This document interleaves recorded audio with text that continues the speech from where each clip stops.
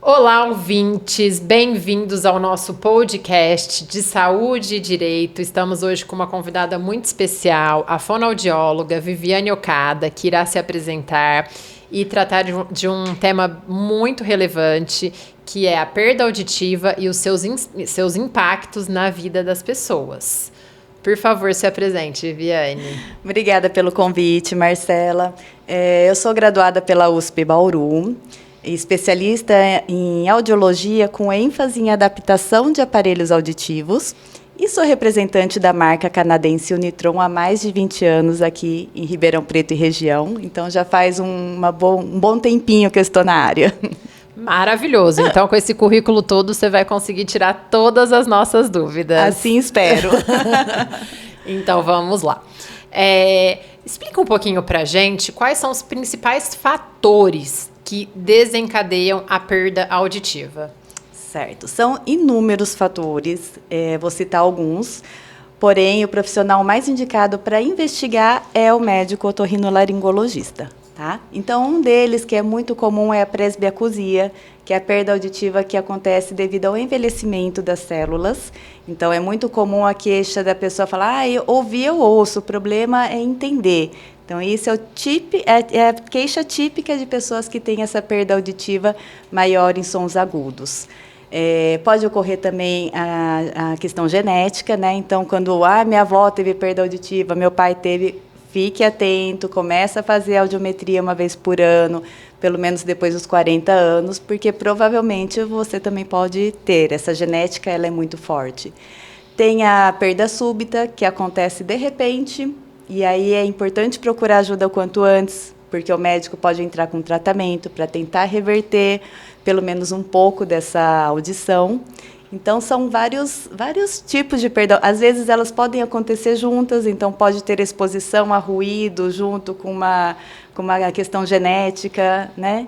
Então, é muito importante procurar o médico para que ele faça essa investigação. Entendi. Então, hoje em dia, a gente vê muitos jovens utilizando fones de ouvido. Sim. Eles podem contribuir com esse processo de perda auditiva? Uma das causas é a exposição a ruído, que pode ser tanto no trabalho quanto o uso intensivo dos fones de ouvido, ainda mais com os fones que ficam bem dentro do conduto, né, que a pressão acaba sendo maior ainda, então eles podem sim ser prejudiciais. Então os adolescentes que se cuidem, né? Exato. E não só os adolescentes, porque agora com o mundo muito virtual, sim, os trabalhos, as reuniões todas online, né? Por exemplo, no meu caso, audiências online, a gente acaba utilizando esses aparelhos, né? Sim. Esses fones, e isso pode interferir. Exato. Também tem uma outra dúvida, porque você vai falando e aí vão surgindo, né? Otite de repetição também pode causar perda auditiva? Também pode causar. É muito importante o tratamento correto dessas otites, principalmente nas crianças, porque pode interferir na audição e causar uma perda, inclusive, irreversível. Então, deve ser tratada o quanto antes. Nossa, é muito sério, né? Bom, e quais são os principais sintomas que essas pessoas apresentam? Então, os principais sintomas, os principais sinais, talvez, né, da perda auditiva. As primeiras pessoas que percebem a perda auditiva são aqueles que convivem, a família, os amigos, os colegas de trabalho, né? Então, esses são os primeiros a detectar que pode ter uma perda auditiva. A pessoa vai solicitar repetição com frequência, vai confundir palavras parecidas. Então, é muito comum 60 e 70, que até pelo contexto da conversa é difícil você diferenciar, né? Então, ocorrem muito essas confusões.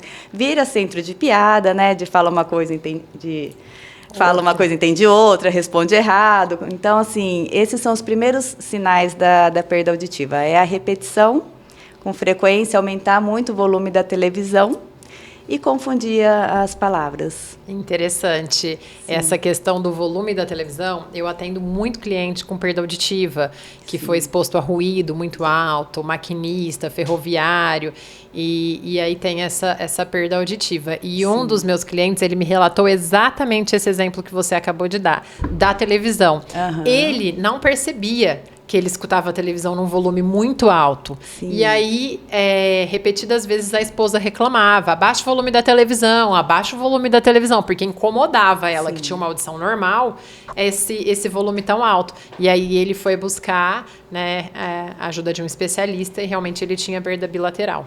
E é interessante que a perda auditiva, ela não acontece de repente, geralmente ela vai se instalando aos poucos. Então esse volume da TV vai aumentando aos poucos, até que chega o momento que é insuportável assistir TV junto com a pessoa.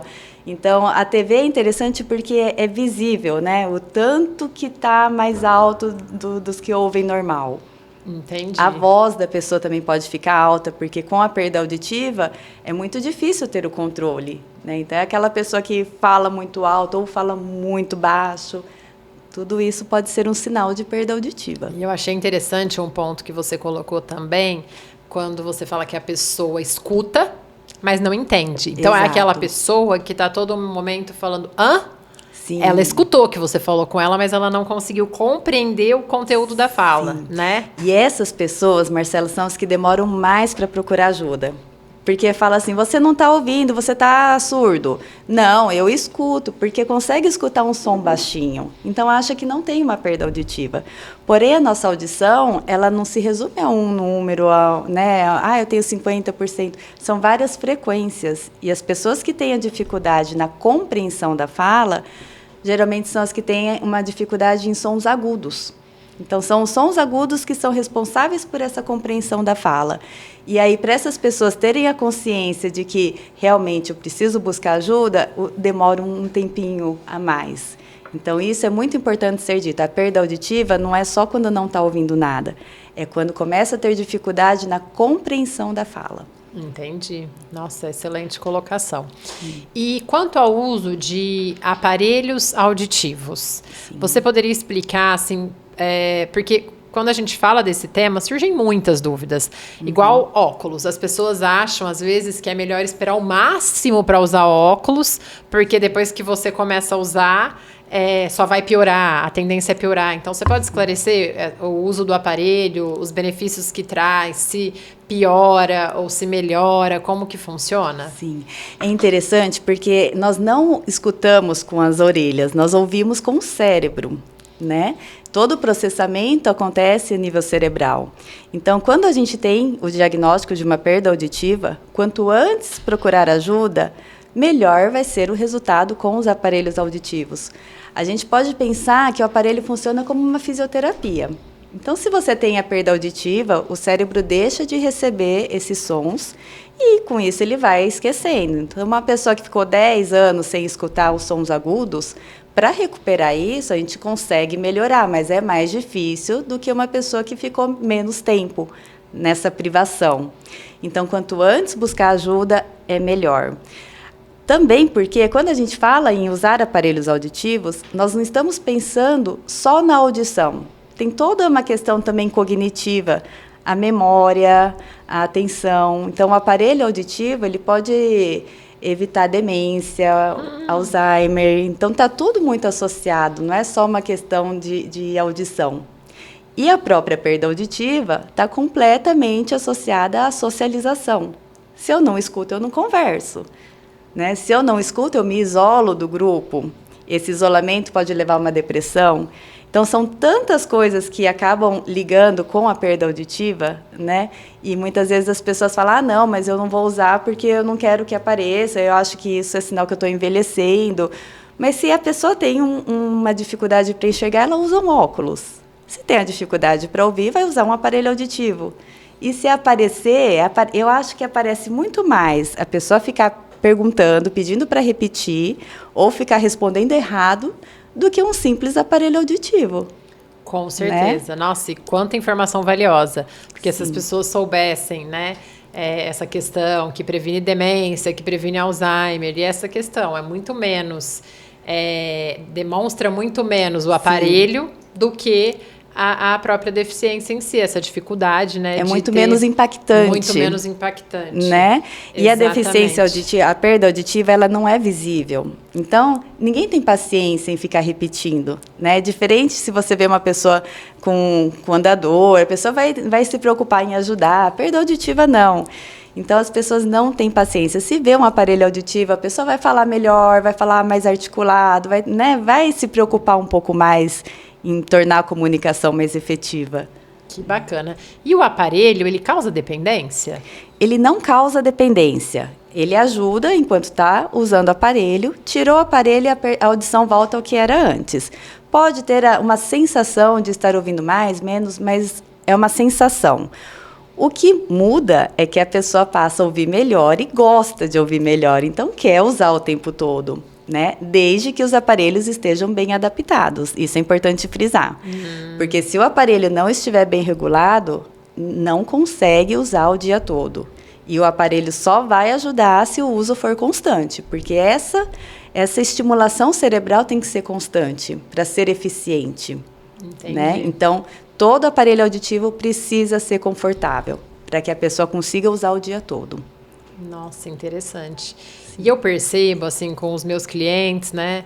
Como eu relatei, tenho vários com perda auditiva, uma resistência no uso do aparelho, por questões estéticas. Então, eu gostaria assim, que você explicasse um pouquinho essa questão estética e como elas devem agir, né? Se existe essa resistência, como que faz para ter acesso, não sei se costumam fazer testes para as pessoas, como que funciona.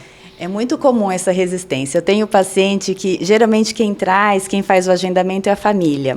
Né? E já tive casos de paciente que ligou para desmarcar, não, eu não quero ir, né? E depois que vai, que conversa, que vê que não é aquilo tudo que imaginava, né?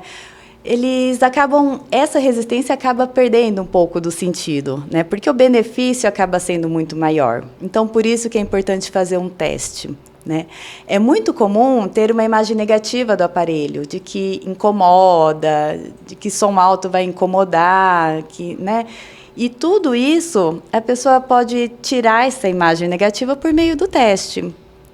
Porque a experiência que um tem não vai ser a mesma que você vai ter. Então, você tem que ter suas próprias opiniões. Né? E o mesmo aparelho, eu posso deixar ele extremamente confortável pela regulagem que eu, fonoaudióloga, faço, como posso deixar insuportável de alto, de forte, de incômodo. Por isso é muito importante a experiência do profissional que vai fazer essa regulagem. Porque é uma prótese que vai ser regulada ali, de acordo com o seu exame. Então, se foi em um lugar, testou e não ficou bem, não desista, procura outro profissional, outro centro auditivo, mas vai atrás de uma solução. A gente faz isso com a saúde, não é? Sim. Se tem uma dor de cabeça e não consegue um diagnóstico certo, vai em busca de outro profissional. Assim tem que ser com a perda auditiva. E não já colocar, não, aparelho auditivo não resolve. Aparelho auditivo sempre vai resolver, desde que ele esteja bem regulado. Se tem uma perda auditiva, o aparelho auditivo vai ajudar. E me esclarece uma dúvida. Os aparelhos, eles incomodam? Eles não podem incomodar, Marcela. Não pode ter desconforto físico e nem acústico. Então, qualquer desconforto tem que ser passado para o profissional para que seja visto uma outra forma de adaptação, outra forma de regulagem, porque eles têm que ser confortáveis, inclusive para conseguir usar o dia todo. Né? Então, não pode incomodar. E eles já são produzidos para não incomodar, é isso? Exatamente. Aí é uma questão só de adaptação mesmo. De ajuste.